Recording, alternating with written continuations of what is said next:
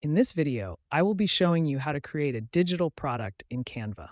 Let's get started. I'll start on the Canva homepage and type Landscape A4 into the search bar to find the perfect dimensions for my project.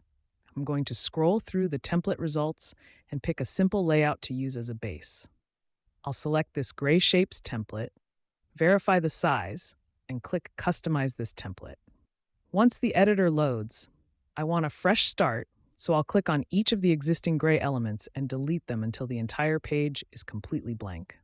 To help organize the layout, I'll go to File, select Settings, and then click Add Guides. Under the Custom tab, I'll set the columns to 3 and the rows to 2 to create a clean 6-box grid. Then click Add Guides. Now, I'll head over to the Elements tab and search for Coloring Page Graphics. I'm going to build an ice cream themed page first. I'll drag different illustrations into the grid boxes, resizing and centering them one by one. I'll add a variety of cones and popsicles until every section of my grid is filled.